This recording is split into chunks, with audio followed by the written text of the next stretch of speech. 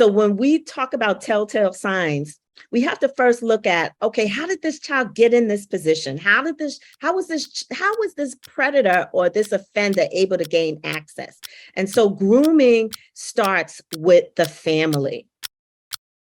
The time is now. Welcome to the Time is Now podcast. Thank God we could all be here together. Welcome, my friends. I'm Dr. Slava Shut. Welcome to the Time is Now podcast. I'm a CEO, doctor of physical therapy, and the host of this show. We talk to entrepreneurs of all walks of life. We want to see what makes them tick, what makes them successful, and we want to help people as much as we can. Sometimes we're informative, sometimes we're passionate, and today we have a special treat for you guys. We're going to go in a little bit of a different direction. I have an incredible person here for you guys today, and I want to introduce her. She's truly amazing, and we have some really, really important things to say. I want to give a disclaimer to the audience today that there might be some heavy topics. We're going to talk about things that may trigger some people, but they're all for the greater good to help people that have suffered trauma in different ways.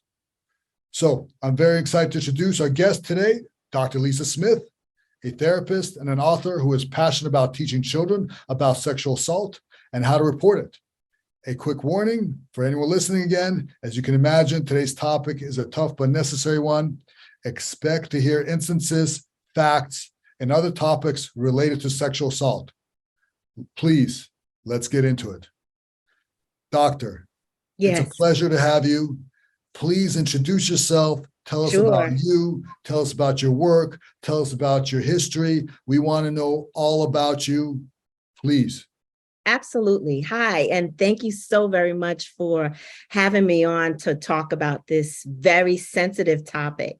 My name, as you have stated, is Dr. Lisa Smith, and I teach parents simple tips and provide resources to help them teach their children and teens about sexual assault or rape. And one of the reasons is that most kids are not prepared when they are approached. And the fact is that parents will not be there. So there's this thought that we should keep kids safe. And many of the kids before the age of 18 have been sexually assaulted. 1 in 4 girls, 1 in 6 boys. But of course, we think that the numbers are higher. So my background is I am a professor, an advocate, as well as a therapist. I've been teaching psychology courses for over 20 years at the graduate, the undergraduate levels, and I also have a master's in criminal justice. Wow. I run a sex crime reporting site called Right to Consent. That's right with the 2 consent.com. And what we do there is we provide all the questions that law enforcement will ask someone who's been sexually assaulted. So they can fill a form out in a private place so that they are well aware of the questions that they'll be asked. You can send that form to either friends, a friend who will accompany you, or a family member. Like I said, I've taught psych classes, and I also work with juvenile delinquents who may be sex offenders, because what people don't understand is that 25% of sex offenders are juveniles, Right. but they are responsible for 40% of the sexual assault cases. So if we're not changing the dynamic at an earlier stage, there's a potential that this could be an issue later. I also write children's books on sexual assault and mental health issues. I write books for their parents. I have 3 books out now. Chad Keeps a Secret, 5 to 9-year-olds. It's a great way to discuss this topic in a very sensitive, loving way. Aaliyah Can't Tell Her Secret. That's for a teen girl. Well, it's 5 to 9, but a teen girl happens to be the focus. And then there's the Blaming and Shaming of defenseless victims in America's rape culture, which just came out this year on Lexington Press. So this is for the parents and my students. So this is a very sensitive subject. And I'm sure as a little girl, you didn't, say, I want to be president, I want to be whatever. And like, you know what? I'm going to be a psychologist that deals with sexual crime, So how did you get into this? And how did you go about developing and pursuing such a sensitive subject? Well, my background is really interesting because they usually say 1 in 4, but I have 4 girls and 3 of us have been sexually assaulted. And so some of these stories I didn't know about my sisters until they were adults, right? There's always this stigma. Why doesn't anyone say anything? But my first job was with welfare mothers who were going back to school, and many of them had sexual assault history. So I didn't pick it, it kind of picked me. And then I had cousins who were kidnapped and taken to live in Saudi Arabia, and the abuse they suffered there is probably going to be my next book, writing it with my cousin, because she lived there for 18 years in Saudi Arabia. And she suffered numerous sexual assaults. You can find that interview on my Instagram at Right to Consent if you want to hear about the trauma she faced. Now, and hold on. Can I say, let me get this straight. I just want to wrap my head around this a little bit. Yes. She was initially abducted and taken to Saudi Arabia? Yes, by her father. And then while there, in her father's custody, was repeatedly assaulted. Unfortunately, so 3 months getting there, she was kidnapped by one of the neighbors. They're American children, African-American children, just learning the Islamic faith, and she was kidnapped, right? And then her father had left her in Sudan for 2 years with his wife's family. And one of the family members sent her to live with his wife's uncle, who sexually assaulted her repeatedly. Unbelievable. I mean, there's no describing that. That's just horrific what she went through. I mean, with a patient like that, Doc, is there hope of recovery? How many sessions does that take? Because, I'm a medical provider, and I know insurances and things like that, it's hard as it is, even things that my patients need, I know I don't always get and can't even justify it. I'm not sure how, but insurance denials. A person like this needs therapy the rest of their life, I imagine. Yes, in fact, like I said, she's my cousin, and we have a really great relationship. And I love being the one to help right the boat, if you understand what I'm saying. But it is taken so many years, and I am not just a therapist. I'm a hypnotherapist first and a therapist second, because talk therapy doesn't get to the subconscious, where the traumas are hidden. So hypnotherapy provides a better way in which we can release the trauma for catharsis. Right. Can anybody be hypnotized, or is it? Not everyone can. See, there's a stigma associated with what will be uncovered. And usually as a therapist, the person who comes to my office with an issue, that's never the issue. Right. That's the painting of the issue, the information that they're willing to deal with, that they tell themselves. But I like to talk to the body. The body's been with you all your life.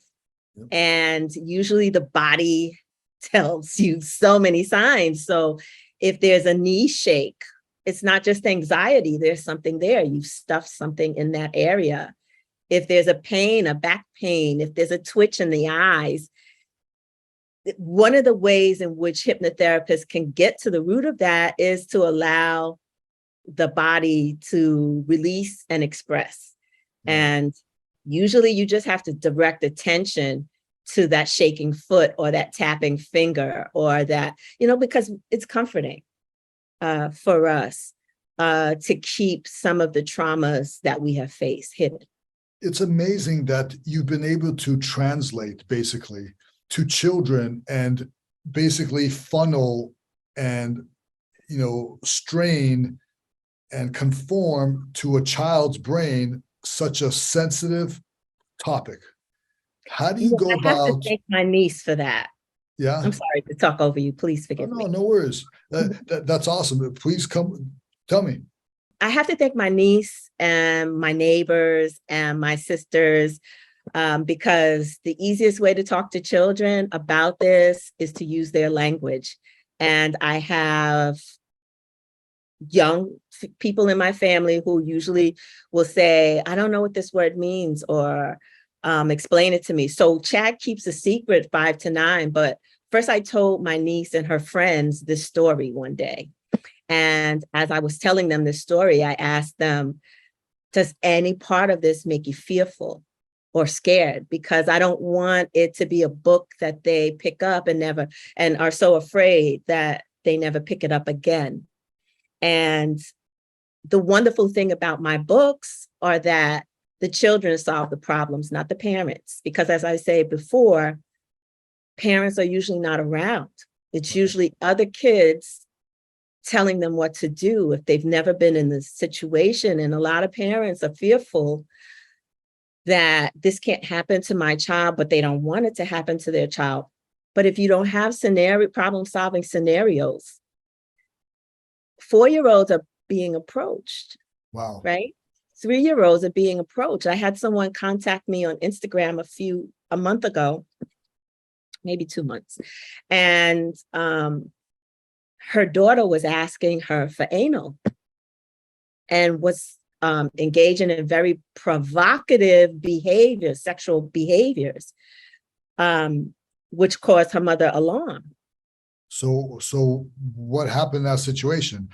She somewhere was abused and she's. Oh no, she wasn't somewhere abused. She was abused. Right. And it was her father who was abusing her. And her father was allowing her to come into the room when he's having sex with his new wife. And he asked her to play dead at night as he sexually assaulted her. And it started with molestation. But she came to me needing help. She's like, I don't know what to do because unfortunately, one of the reasons why I have a criminal justice degree is that 5 out of 1,000 will be prosecuted. 5 out of 1,000 sex offenders will be prosecuted. How's it so low? How is that possible? I mean, so such a heinous crime. I'm gonna finish the story I was telling you. She went to 2 therapists, a play therapist, one who knew play behavior, play therapist, and one who was just a regular therapist.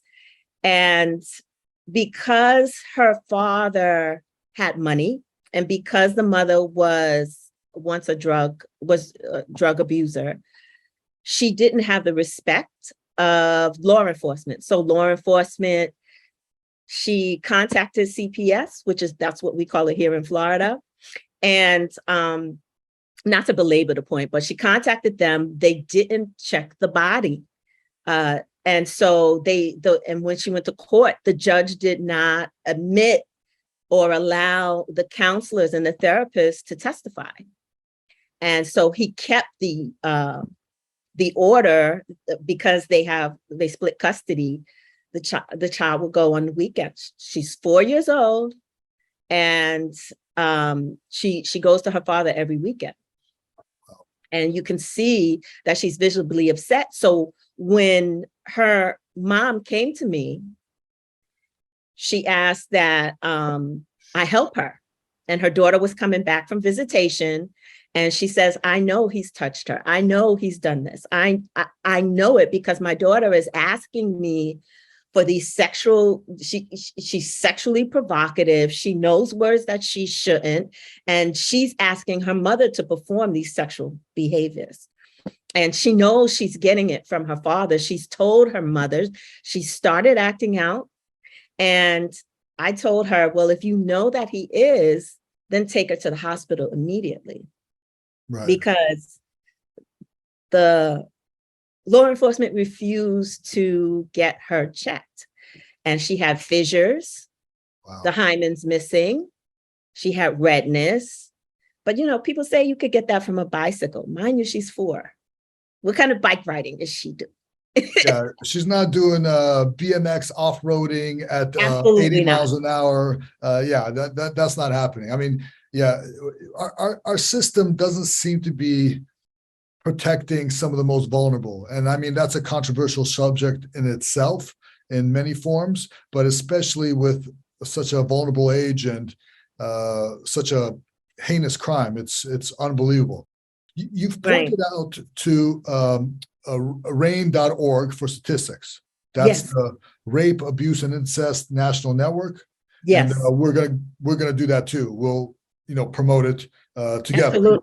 Absolutely. It's the national foundation for the national hotline.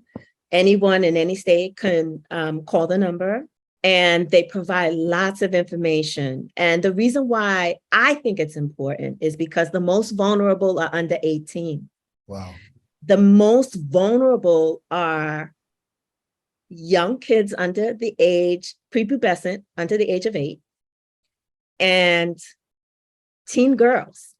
Yeah. So many of your listeners will tell you that they know someone or are someone whose first sexual experience was a sexual assault or sexual violence, even though they knew the person. 93% know their abuser.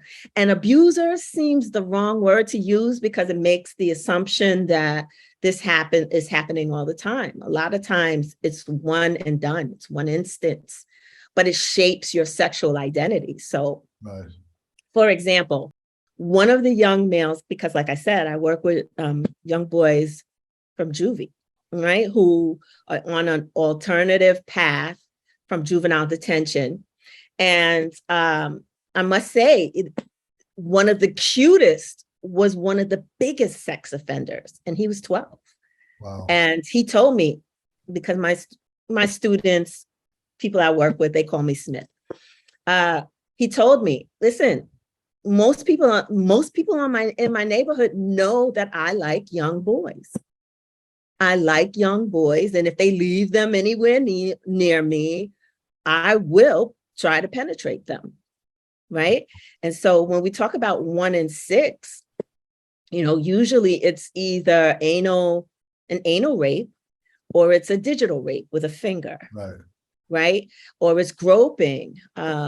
And, we talk about the date rape drugs, but many men receive it as well. And this is not about sexual orientation. This is about victimization and predation, right? So that's why I think it's important, because for males, and I'm so glad that you took an interest, because for males, they think it's a female issue. No. Right. It's a problem, I think, across the board.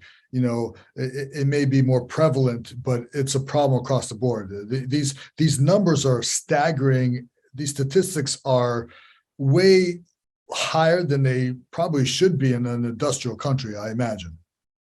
I agree with you. I totally agree with you. We are functioning as if we are in a society in which there are no checks and balances and laws. Yeah. Right? I mean, with warlords and little shtetls and little huts, and I can imagine, there's no real law enforcement, but an industrial country with supposed laws and these Judeo-Christian values, how do we have such unbelievable statistics? Right. Because I always ask people, okay, 4 beautiful little girls under the age of 18, which one, because you only need one, do you think will be victimized? Wow. Right. And so why do the laws, why are the prevalence rates so high? Right. So first, most of the time is what we call, or my theory, and I created this theory, it's called diss. So in the African American world, it's a diss. You diss me, you're disrespectful, and there's no comeback for it, right? But in the academic world, diss is an acronym: denial, inaction, information suppression. So if we were to take just the major cases, right, ones that people hear about, I hate bringing up the major cases, but they're important. If we look at a Bill Cosby, a Harvey Weinstein, and an R. Kelly, everybody knew, right? Years. Some denied it, right? There's inaction, and then there's information suppression. So I come to you with this report if it is someone who's prominent, because we have to look at intersectionality. What's the power dynamic, right? Who is being called out on it? Is it someone who, if it's the father in the home, if it's the uncle in the home, if it's someone who contributes to the finances and the economics of the house, who's going to tell, right? When we're talking about athletes, right, we have the U.S. gymnastics, several of them won gold medals, and yet for over 20 years, Dr. Larry Nassar victimized over 300 girls. And the number keeps rising because they keep coming out, right? But they knew the cover-up was at the highest level, right? How could this prominent doctor, who's been with many of these elite athletes, how could this be true, right? So most people will a mother will protect her husband or her son. I have had people contact me and tell me that they know their stepson is victimizing their daughter. But when they tell their husband about it, he's like, no, that's just kid stuff. No, it's not. No, it's not. And trust me, if a child is coming to you or a teen is coming to you, they want you to do something about it. They want it to stop. They don't want to break up the household. But here's the thing. If you call CPS on a family where there's abuse, sometimes physical, sometimes sexual, sometimes both, emotional, all of those things are in play. If we take the father out of that household, how does that household stand? I have had mothers cuss me out. I had a 14-year-old girl tell me that because they didn't have housing, they were staying at a sister's house. Her daughter was sleeping on the couch. The uncle would come home, fondle her, pull on her breast, touch her butt, get his beer, drink it, fondle her some more, and then go off to bed. When I told, because the young girl came to me because she couldn't sleep, and I used to run an alternative to suspension program down in Perrine, Florida, and she was just disoriented and maybe out of her body, and she couldn't sleep. And then she told me, it was funny, we had for some reason, people love to tell me in places that I think are so inappropriate. We were doing a car wash, we were handing out food to kids, and she just walks by me and says, my uncle touches me at night. And so I can't hand out pancakes. I now have to do this report because I'm a mandatory reporter. Right. So I think she told me because she knows I'm no nonsense. I don't play that. I will contact the authorities today. I will ask for an investigation. It will be reported with Child Protective Services. I don't care who lives in the house. Right. But a week later, after the investigation, her mother called me saying that I lost her housing because her sister doesn't believe this is happening. Denial, right? And even if she did, inaction, her mother, the child's mother, or should I say the teen's mother, inaction.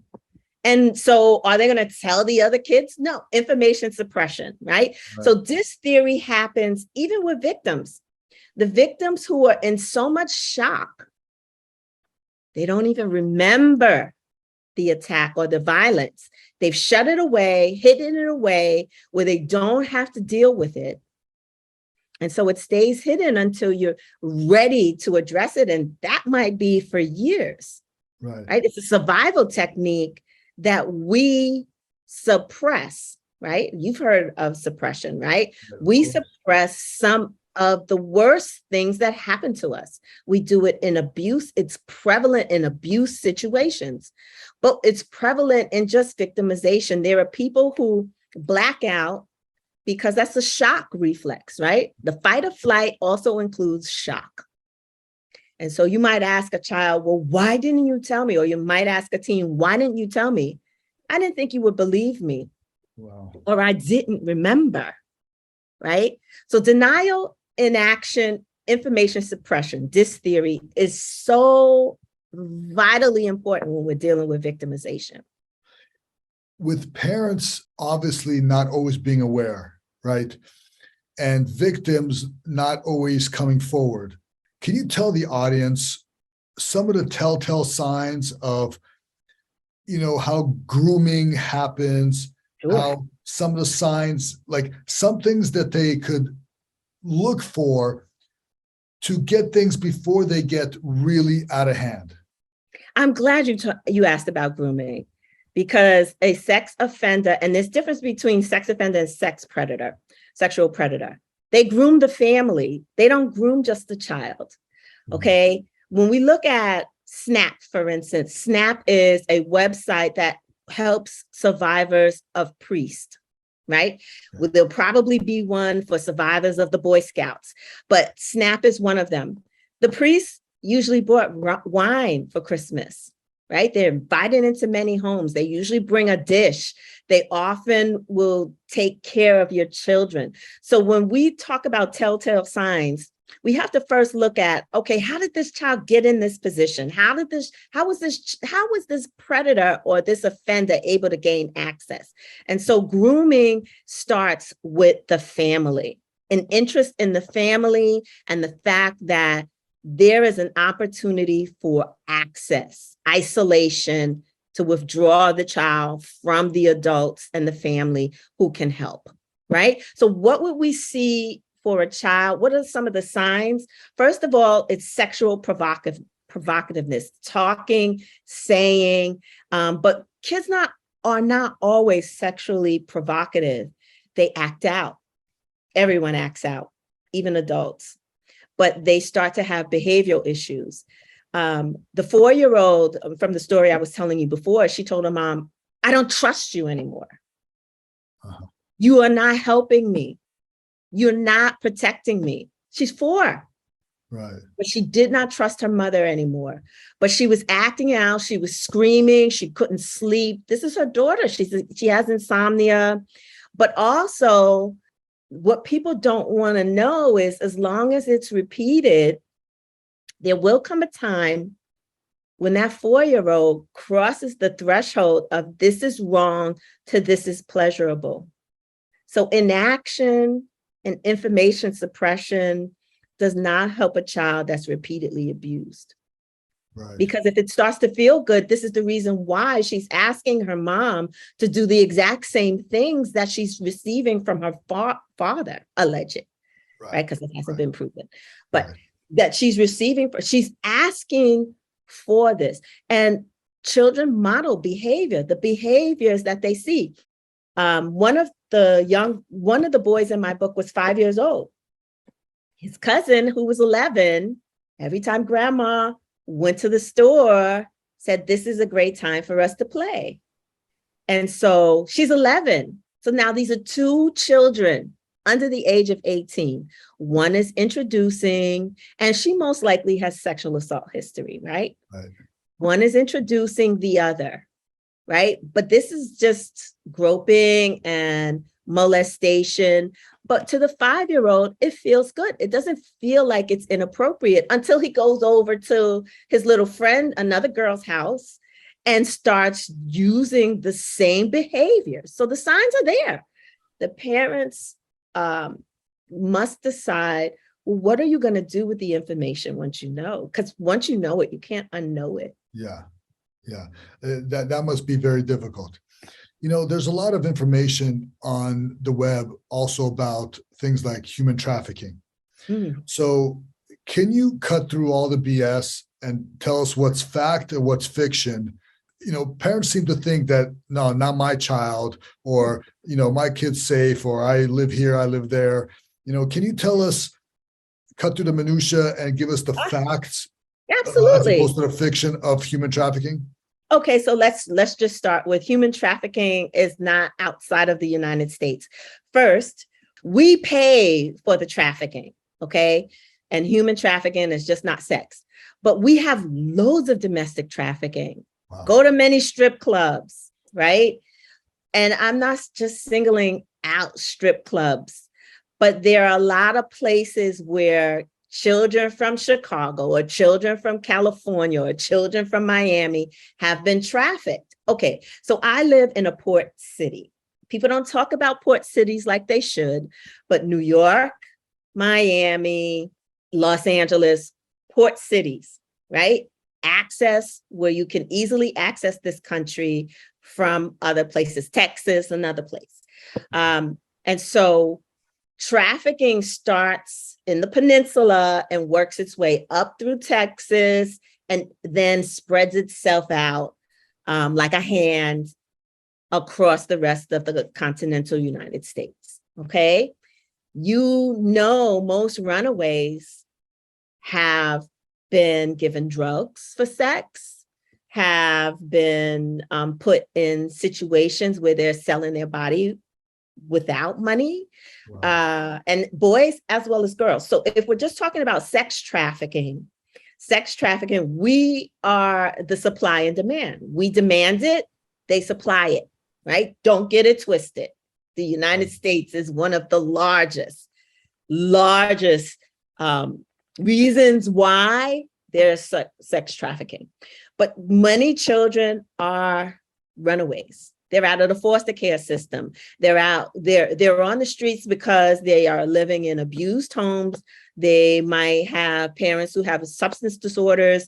They might be escaping physical and emotional and sexual abuse.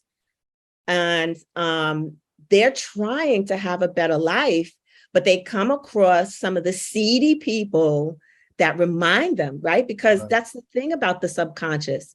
We are sometimes attracted to the very individual we're trying to escape, right? And so that child who doesn't have a home is looking for those basic primal needs: food, water, shelter. Right. You have a trafficker who supplies that. Why would they leave? And how do they keep them in this state? Control, isolation, withdrawing from people and more importantly, keeping their ID. Many women stay because they don't have ID anymore. Someone took their passport, or their passport was given up before they came into the country, and someone took their ID. So, we use that it's a stable form of identification, but you take it from someone and you hold them against their will, which is generally what traffickers do. They move them. That usually a trafficked teen is never in the same place for longer than 2-week period. They move them constantly. It's incredible. If somebody's listening that has suffered abuse, whether as a child or even as an adult, what are the steps that they could take for healing to take place? First, acknowledgement. They cannot deny it any longer. They can't deny that they don't need some form of treatment. 2, get help. A lot of people, wouldn't come to a hypnotherapist because it's expensive. I'm not going to lie. It's expensive. And let's be clear, it's called New Age, and there's no insurance company that's going to pay for it unless it's in conjunction with or an adjunct to Behavior therapy. talk therapy, the psychotherapies, those, right? So there's only a small portion of it, right? But to seek therapy is not easy. To know that you need someone to help you, to tell your deepest, darkest secrets. Remember, the victim shames themselves because they say, how could I have been put in this position? Right? Why wasn't I thinking? They call themselves all kinds of names, right? So the victim blaming starts with the victim. Children, teens, adults. I'm sure there's several adults that are listening who have this trauma, right? And they're probably saying, oh, I wasn't ready for this today. So that is my messaging, that you need to do something about that trauma, because it doesn't disappear. It revisits you at night when you sleep. When you're driving and you're listening to a song, that word might be a word that your offender used, right? That song that plays randomly might be a song that that offender played or loved or was playing. And then we've got sights and sounds, right? Smells. You are instantly traumatized because you smell. Maybe your mom was cooking a delicious Italian meal the day you were hurt. Do I have time for a story? Yeah, please. I had a student, right? She knew that I was a hypnotherapist, and she was working with kids. She had her own child and she was working with kids. And there was a time she had to get in the water. She did not want to get in the water. There was nothing she could do to get in the water. So a new person came to work and they didn't know, and they just pushed her in the water, and she panicked. She panicked completely and totally, right? But she didn't know why. So she, usually in my intro to psych classes, I did this other side of perception, and we would do hypnotherapy, and we would go and you'd have this conversation with someone you really needed to have this conversation with. And she came out of it just distressed. She was crying uncontrollably, and she remembered that her cousin had raped her while she was swimming in the water, and she could barely swim, and she was 5. And then after he was done, he pushed her into the current, and she damn near drowned. Wow. So that's a trigger that doesn't stop. I mean, people ask me all the time, because I deal with pain and discomfort, and I have, patients that tell me all kinds of things. We're like the bartenders of the medical field, besides psychologists. How do you yourself stay sane through hearing trauma all day, every day? Like, how do you decompress? Well, the beautiful thing is I use lots of breathing techniques. I use theta healing. I'm such an innovative person, but I believe that vacations are my thing. I vacation, I detox, between a certain hour. That's what I do. And then my phone is on do not disturb, right? Because I have students, and then I also have clients. Instagram, people can always contact me. However, I turn it off, right? And I find reasons to leave the country. And I've traveled all over the world. So when I'm off the clock, I'm off, right? You can't contact me. I'm usually not in the country. And so I'll get back to you when my vacation is over. But I take my downtime very seriously. I'm heavily family oriented, and I do a lot of self-care, right? My baths are usually longer than everyone else. I'll spend an hour in there. Most of the time I'm asleep. But Let it out. I'm a woosah person, right? I love comedy. In fact, I think I'm a comedian, right? But I love comedy. Where can we find you, Doc? I have a feeling, some people are going to want to know who you are and get to know you as a resource. Sure. Can you please tell the audience, how does one find you? Give us all your statistics. Sure, absolutely. Absolutely. So, Right to Consent. You can find me there. That's a website. You can get the children's books, and you can purchase the adult books as well. I'm going to have young adult books coming out as well. You can find me at Right to Consent on Twitter on Instagram, on Facebook. Just put in the @ right to consent. I'm always blasting out different resources. I have interviews with loads of people in the industry who are fighting the same fight that I'm fighting. And like I said, if you go to righttoconsent.com and drop me a message, or you want to hit me up on Instagram, I'm not on TikTok yet. I probably should be, but Instagram is my buddy and I know how to use that. So like I said, right to consent. You have a right to consent, and it doesn't matter the age. So, and if you have sexual identity, promiscuity issues, therapy, you can start anywhere. YouTube has great meditation videos that get people in the space to get more help. Now, I don't say do this on your own, but build a support network, because trust me, as the feelings come up, you will be exhausted. Thank you, Dr. Smith. You've been amazing. A wealth of knowledge. Please, anybody, if you need help, this is the right person to call. There's so many resources that were presented today.